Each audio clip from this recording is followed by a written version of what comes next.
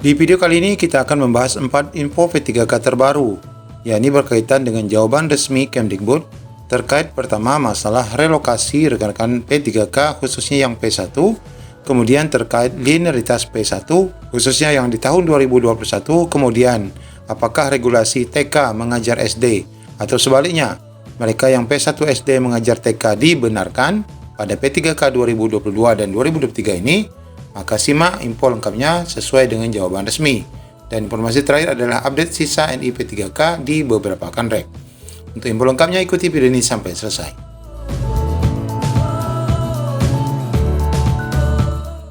Ya, informasi pertama kita akan sampaikan Bapak Ibu berkaitan dengan rencana relokasi yang dulu pernah dilakukan oleh Pemda yang dikirimkan ke Kementerian Pendidikan.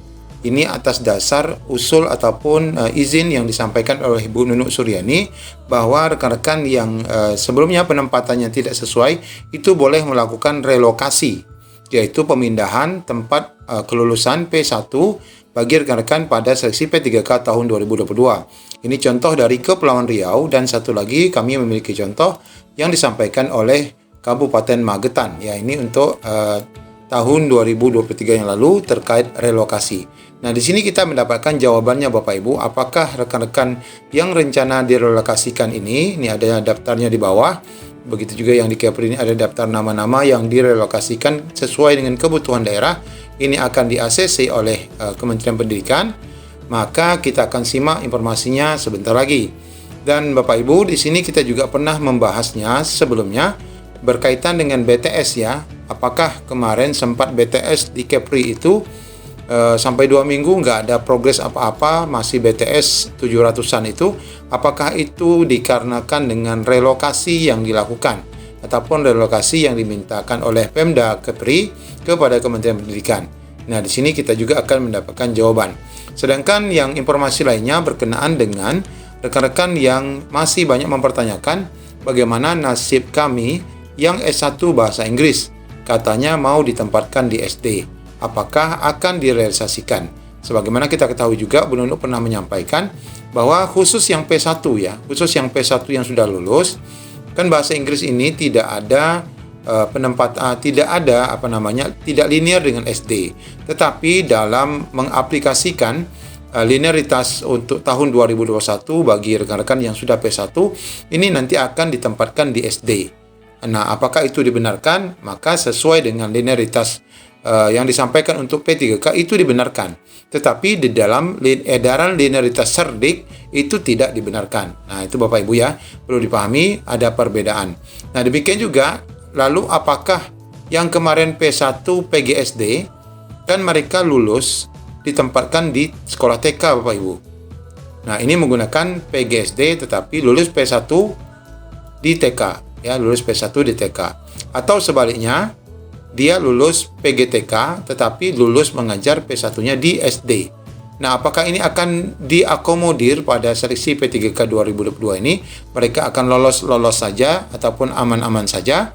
Maka di sini akan terjawab dengan surat resmi yang disampaikan oleh Kementerian Pendidikan. Nah, surat ini baru saja diterbitkan melalui Ibu Nunuk Suryani ya. Kita lihat Bapak Ibu suratnya.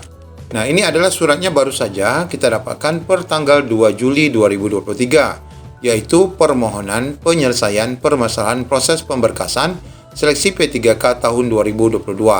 Ini penting sekali bahwa bagi Bapak Ibu yang sekarang masih tergantung-gantung, informasi terkait penempatan Bapak Ibu akan terjawab di sini dari beberapa kasus dan masalah tadi. Nah, ini surat ditujukan kepada Kepala BKN. Nah, ini kita dapat bocorannya ya. Sehubungan dengan ditemukannya kendala pada proses pemberkasan pelamar, inilah yang mungkin juga disebabkan BTS itu ya. Yang lulus seleksi guru P3K tahun 2022 ini sebagaimana laporan dari kantor BKN dan instansi pemerintah daerah, bersama ini kami sampaikan hal-hal sebagai berikut. Surat ini bisa dijadikan rujukan bagi Bapak Ibu nanti yang bermasalah di daerah. Karena kami juga dapat informasi komen, tapi kami sudah tidak dapat lagi menunjukkan komennya, bahwa mereka di BTS-kan dan di TMS-kan bahkan karena linearitas mereka dianggap tidak sesuai. Padahal mereka harus merujuk pada linearitas tahun 2021. Nah, ini jawabannya. mempertimbangkan pelamar P1 merupakan individu yang telah melakukan uji seleksi dan telah memiliki nilai di atas passing grade ketika tahun 2021, ini kuncinya, maka bagi mereka yang mendapatkan penempatan tahun 2022, pemberkasan linearitas berpedoman pada latar belakang kualifikasi akademik atau sertifikat pendidik berdasarkan surat edaran Dirjen GTK nomor sekian tahun 2021. Nah, ini Bapak Ibu. Jadi Bapak Ibu yang sudah dinyatakan lulus itu tidak boleh di BTS-kan apalagi di TMS-kan hanya gara-gara saat Pemda melihat Bapak Ibu tidak linier dengan ijazah.